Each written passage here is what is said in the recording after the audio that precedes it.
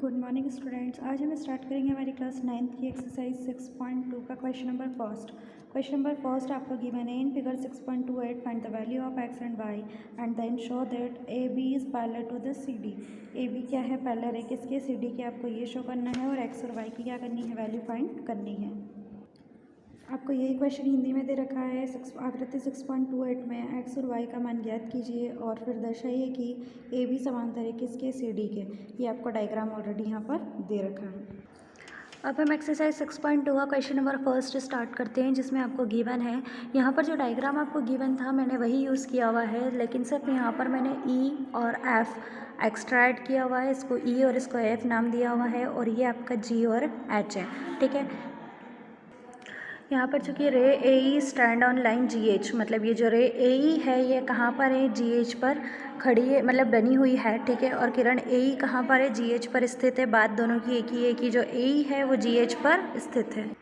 आगे हम देखते हैं ए ई जी प्लस ए ई एच। यहाँ पर आप देखें ए ई जी और ए ई एच दोनों का सम कितना होगा, 180 होगा। क्यों? क्योंकि अगर ये टोटल ही देखा जाए तो जी एच एक लाइन है और उस लाइन पर क्या हुआ है, ये दोनों एंगल बने हुए हैं और दोनों का सम कितना होना चाहिए, 180 होना चाहिए। ए ई जी की वैल्यू कितनी है, 50, और ए ई एच की वैल्यू यहाँ से कितनी आ जाएगी, एक्स इज इक्वल्स टू कितना हो गया, 180। अब इसको आगे हम और सॉल्व करते हैं। यहाँ पर 180 यहीं रखा, 50 इधर से इधर आया, तो 180 माइनस 50 कितना आएगा, 130। तो x की वैल्यू कितनी आ गई, 130, और y की भी वैल्यू कितनी होगी, 130 होगी। क्यों? क्योंकि because x and y are vertically opposite angle, क्योंकि x और y क्या है, शीर्षाभिमुख कोण है। अब कैसे हैं ये आप देख लीजिए। यहाँ पर हम देखते हैं x और ये y है, ठीक है। ये वर्टेक्स है, ये भी वर्टेक्स है। इसके इस साइड बना हुआ एक एंगल x है और इसके अपोजिट साइड बना हुआ एंगल y है, ठीक है। और दोनों पैरेलल लाइंस पर ही बने हुए हैं, इसलिए वर्टिकली अपोजिट एंगल दोनों क्या होंगे, इक्वल होंगे। इसलिए x और y क्या हो जाएंगे, बराबर हो जाएंगे। But these are alternate interior angles and they are equal, so we can say that AB is parallel to the CD। देखा जाए तो पहले मैंने आपको बताया था ये अल्टरनेट इंटीरियर ये आपके क्या हैं, वर्टिकली अपोजिट एंगल थे। लेकिन अब यहाँ क्या बोल रहे हैं कि वो Z में, मतलब एक एंगल आपका यहाँ बन रहा है, एक यहाँ बन रहा है, ठीक है। यहाँ पर देखा जाए तो एक एंगल यहाँ बन रहा है और एक यहाँ बन रहा है, तो ये क्या हो जाएगा, अल्टरनेट एंगल्स हो जाएंगे। और अल्टरनेट एंगल्स जब इक्वल होते हैं तो ये दोनों लाइंस क्या हो जाती है, पैरेलल हो जाती है। That means A B parallel हो जाएगा किसके, सी डी के। इस तरह से फर्स्ट क्वेश्चन आपका यहीं फिनिश होता है। अब क्वेश्चन नंबर सेकंड में आपको क्या गिवन है, in figure 6.29 if A B is parallel to the C D and C D is parallel to the E F and Y ratio Z is equals to 3:7 find X. आपको X find करना है। यहाँ पर जो A B है ये सी D के parallel है और ये जो सी डी है ई एफ के पैरेलल है, ठीक है। मतलब आपस में तीनों लाइन एक दूसरे के पैरेलल है। और वाई रेशो जेड जो गिवन है आपको 3:7 है, तो आपको किसकी वैल्यू फाइंड करनी है, एक्स की वैल्यू फाइंड करनी है। क्वेश्चन नंबर सेकंड आपका हिंदी में दे रखा है। आकृति 6.9 में यदि A B is parallel to the C D and C D is parallel to the E F, मतलब ए बी समांतर है सी डी के और सी डी समांतर है ई एफ के, तो Y ratio Z is equals to 3:7 है। तो एक्स का मान ज्ञात कीजिए। इस फिगर में हमें क्या करना है, एक्स की वैल्यू फाइंड करनी है। ये फिगर मुझे गिवन है क्वेश्चन नंबर सेकंड का, और ये भी मुझे गिवन है कि A B is parallel to the C D, मतलब ए बी समांतर है सी डी के और ए बी सी डी समांतर है ई एफ के। जब ए बी सी डी के और सी डी ई एफ के समांतर है तो ये तीनों आपस में क्या होंगी, ये रेखाएं आपस में क्या होंगी, एक दूसरे के समांतर होगी, मतलब ए बी ई एफ के समांतर भी होगी, ठीक है। आपको रेशो गिवन है, इस रेशो को मैंने ब्रेक किया। जब भी हम रेशो को ब्रेक करते हैं, तोड़ते हैं, तो उसके साथ एक कॉन्स्टेंट टर्म ऐड हो जाती है। यहाँ वाई इज इक्वल्स टू क्या हो जाएगा, 3x हो जाएगा और z is equals to 7x, मतलब हमने यहाँ कांस्टेंट टर्म क्या ऐड की हुई है, x ऐड की हुई है। अगर देखा जाए तो x और y जो है उनका सम कितना आना चाहिए, 180 आना चाहिए। क्यों? क्योंकि एक ही रेखा पर बने हुए कोण हैं। एंड आपका x और z जो है वो दोनों क्या होंगे, अल्टरनेट इंटीरियर एंगल होंगे, क्योंकि एकांतर अंतः कोण आपको बने हुए हैं। क्योंकि एक आप अगर डायग्राम में देखेंगे, आप डायग्राम देखिए, उसमें आपको एक इस साइड यहाँ बना हुआ है, देन सेकंड ये यहाँ पर बना हुआ है, मतलब z में दोनों एंगल्स बने हुए हैं। अब यहाँ देखेंगे x और z इक्वल है, मतलब हम x की प्लेस पे क्या लिख सकते हैं, z लिख सकते हैं। तो मैंने जो x प्लस वाई था इज इक्वल्स टू 180, उसमें मैंने वैल्यू पुट कर दी। x की प्लेस पे लिख दिया z और y का y is equals to 180। z कितना है, 7x, y 3x is equals to 180। 7 और 3x कितना हो जाएगा, 10x इज इक्वल्स टू 180। तो x की वैल्यू 180 अपॉन 10, 0 से 0 कैंसिल, x की वैल्यू 18। इस तरह से x की वैल्यू फाइंड हुई, लेकिन हमें y और z निकालना था। y की value 3 into x, that means 3 into 18, तो ये हो जाएगा 54, और z की वैल्यू है 7x, तो 7 का 7 x के प्लेस पे 18, ये दोनों का मल्टीप्लाई हुआ तो कितना आएगा 126। इसी तरह से x और z इक्वल था, अभी हमने ऊपर अल्टरनेट इंटीरियर एंगल्स को इक्वल किया, जिसमें x और z क्या हो गया हमारा इक्वल हो गया, तो ये 126 हो गया, तो x की वैल्यू 126 हो गई, y की यहाँ से 54 हो गई, और z की भी कितनी हो गई 126। मतलब हमें जो x फाइंड करना था वो हमने फाइंड कर लिया है। अब हम क्वेश्चन नंबर 3 पर आते हैं। क्वेश्चन नंबर 3 है आकृति 6.30 में यदि A B is parallel to the C D, मतलब ए बी समांतर है सी डी के, and E F is perpendicular to the C D, मतलब ई एफ पर लंब है किस पर सी डी पर, और angle G E D is equals to 126 है, तो angle A G E F and F G E आपको क्या करना है, ज्ञात करना है, फाइंड करना है। ये डायग्राम आपको ऑलरेडी दे रखा है 6.30, इसका हमें यूज़ करना है और इसका आंसर क्या करना है, तीनों का फाइंड करना है। क्वेश्चन नंबर 3 गिवन है in figure 6.30 if A B is parallel to the C D and E F is perpendicular C D and angle G E D is equals to 126, find angle A G E, angle G E F and angle F G E. इसमें आपको तीनों की values क्या करनी है, यहाँ से find करनी है। ये आपको डायग्राम गिवन है, इस डायग्राम में क्या क्या गिवन था पहले क्वेश्चन में वो लिख देते हैं। A B is perpendicular C D, मतलब ये जो ए बी है ये समांतर है किसके, सी डी के, और ये जो ई एफ है ये लंब है किस पर, सी डी पर, और एंगल जी ई डी, जी ई और डी, ये टोटल आपको ऑलरेडी कितना दे रखा है 126 डिग्री। आपको 3 एंगल्स फाइंड करना है। सबसे पहले फर्स्ट वाला करते हैं, एंगल ए जी ई। तो एंगल ए जी ई हम डायग्राम से देखते हैं, आपको डायग्राम दिख रहा होगा, एंगल ए जी ई और एंगल जी ई डी, मतलब ए जी और ई और जी ई डी, एक एंगल यहाँ बन रहा है तो सेकंड वाला यहाँ ड्रॉ हो रहा है। ये अल्टरनेट एंगल से एक के बाद एक बनने वाला एंगल्स है, ठीक है। ये 126 आपको क्वेश्चन में ऑलरेडी दे रखा है, कितना है देखो, ए जी ई और जी ई डी, तो अभी मैंने बोला था जी ई डी आपको ये टोटल 126 है, तो ये और ये जब इक्वल है, ठीक है, अल्टरनेट मतलब ये जेड में बन रहे हैं, ऐसे करके एक आप डायग्राम बना सकते हो।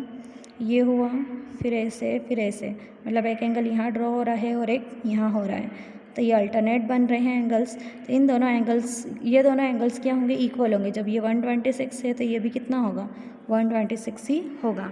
तो ए जी ई और जी ई डी कितना हो जाएगा 126 हो जाएगा। इस तरह से आपका फर्स्ट आंसर आ गया है। अब सेकंड वाले में हमने क्या लिखा हुआ है, angle G E F plus angle F E D is equals to 126 degree, जहाँ ई एफ परपेंडिकुलर है सी डी पर और एफ ई डी कितना है 90 डिग्री है।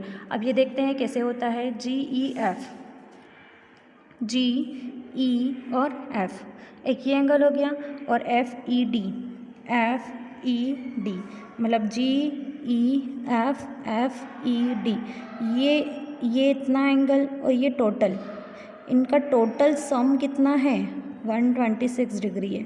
क्यों 126 है, क्योंकि क्वेश्चन में आपको ऑलरेडी बोल रखा है कि जी ई डी कितना होगा 126 होगा, लेकिन यहाँ पर इसको 2 उसमें पार्ट्स में ब्रेक किया हुआ है, जी ई एफ ई डी, तो जी ई एफ आपका कुछ निकलेगा और एफ ई डी आपका 90 ऑलरेडी हमको दिख रहा है, क्योंकि ये यहाँ परपेंडिकुलर ड्रॉ हो रहा है। एफ ई डी 90 डिग्री का होगा, क्यों, क्योंकि ई एफ परपेंडिकुलर है किस पर, सी डी पर, और जहाँ परपेंडिकुलर यानी लंब ड्रॉ होता है वहाँ पर एंगल 90 डिग्री का ही बनता है। मतलब हम एफ ई डी की वैल्यू क्या लिख सकते हैं 90 लिख सकते हैं। तो यहाँ पर हमने लिखा जी ई एफ प्लस इसकी प्लेस पे 90 इज इक्वल्स टू 126 डिग्री, ये 90 ट्रांसफ़र होकर इधर आएगा तो 126 माइनस 90 दैट मीन्स कितना आएगा 36 डिग्री। मतलब जी ई एफ मेरा यहाँ पर कितना आ गया है, ये 36 आ गया है, और ये आपका कितना था 90 था, ठीक है। इन दोनों का सम कितना हो गया 126। अब मैंने यहाँ 2 एंगल्स तो फाइंड कर लिए हैं, मेरा फर्स्ट वाला भी हो गया है, देन सेकंड वाला भी हो गया। मुझे एफ जी ई फाइंड करना है, एफ जी ई फाइंड करना है। उसके लिए हम यहाँ देखते हैं जी ई सी एक एंगल आपका ये, जी ई एफ एक एंगल ये, और एफ ई डी, अगर मैं इन तीनों का सम कर दूँ, ठीक है, तीनों एंगल्स का अगर मैं सम कर दूँ तो मेरा टोटल कितना आएगा 180 डिग्री आएगा, जिसमें मुझे 2 की वैल्यू पता है, इसकी और इसकी वैल्यू मुझे मालूम है, मुझे इसकी वैल्यू फाइंड करनी पड़ेगी। देखो एंगल जी ई सी प्लस एंगल GEF और एंगल FED, तीनों का सम कितना है 180। मैंने भी आपको समझाया है कैसे 180 आया हुआ है। अब हम यहाँ GEC तो एज इट इज़ लिख देते हैं, लेकिन GEF की वैल्यू मैंने फाइंड कर ली थी, कितनी थी 36, और FED कितना था 90। दोनों का सम किया 126 ट्रांसफ़र होकर इधर आएगा तो 180 माइनस 126 कितना आएगा 54। ये हो गया अल्टरनेट इंटीरियर एंगल यानी एकांतर अंतःकोण। मतलब इस तरह से हमने तीनों एंगल्स क्या कर लिए हैं, फाइंड कर लिए हैं। अब आपका क्वेश्चन नंबर 4 है, आकृति 6.31 में यदि PQ is parallel to the ST and angle PQR is equal to 110 और angle RST is equal to 130 है तो QRS ज्ञात करना है आपको। ठीक है, ये आपका डायग्राम ऑलरेडी दे रखा है और हिंट भी दे रखी है, बिंदु R से होकर ST के समांतर एक रेखा खींचिए। मतलब हमें क्या करना है, R बिंदु से होकर इस ST के समांतर एक रेखा और ड्रॉ करनी है। क्वेश्चन नंबर 4 में आपको in figure 6.31 if PQ is parallel to the ST and PQR is equal to 110 and angle RST is equal to 130 and angle PQRS आपको क्या करना है, फाइंड करना है। हमें draw line parallel to ST through point R से होकर जाने वाली एक रेखा हमको क्या करनी है, यहाँ पर खींचनी है। ये आपका डायग्राम है और इस डायग्राम में क्या क्या दिया हुआ है, हमने यहाँ एक लाइन R पॉइंट से होकर के MN खींची हुई है जहाँ PQ समांतर है किसके, ST के, और एंगल PQR कितना है 110, एंगल RST कितना है 130। आपको क्या फाइंड करना है, एंगल QRS। ठीक है, QR और S आपको ये फाइंड करना है। तो हमने क्या ड्रॉ किया हुआ है, PQ के समांतर एक रेखा खींची है MN, इसको इक्वेशन फर्स्ट और इसको क्या दे दिया हमने, सेकंड। अब हम इक्वेशन फर्स्ट और सेकंड से देखते हैं। ST क्या हो गया हमारा, समांतर हो गया किसके, MN के। क्यों, क्योंकि दोनों किसके समांतर थे, PQ समांतर था ST के और यहाँ PQ समांतर था आपका MN के। ठीक है, तो ये दोनों आपस में क्या हो गए हैं, समांतर हो गए हैं, पैरेलल हो गए हैं। अब ये जो RST plus NRS is equal to हमने लिखा 180, ये जो आपकी तिर्यक रेखा थी, ठीक है, उसके एक ही ओर बने हुए अंतःकोण थे। तो इसको देखते हैं कैसे सॉल्व किया हुआ है डायग्राम में। ये आपका डायग्राम है, यहाँ पर RST और NRS मतलब ये वाला एंगल और ये वाला एंगल दोनों का सम कितना होगा आपका 180 होगा। ठीक है, तो इन दोनों का सम हम करते हैं। आपको क्वेश्चन में RST की वैल्यू तो ऑलरेडी गिवन थी, कितनी है 130, और NRS की वैल्यू आपको नहीं पता है, इसलिए NRS इज इक्वल टू 180 लिखा हुआ है। अब NRS इज इक्वल टू 180 यही लिखा, ये इधर गया तो माइनस हुआ, कितना आया 50। जो प्रोसेस हमने यहाँ की है जिससे हम NRS फाइंड किया है, कितना फाइंड किया है 50 डिग्री, वैसे ही हम PQ is parallel to the MN करके भी उसको क्या कर लेंगे, फाइंड कर लेंगे। तो angle PQR plus angle MRQ का सम कितना होगा 180 होगा।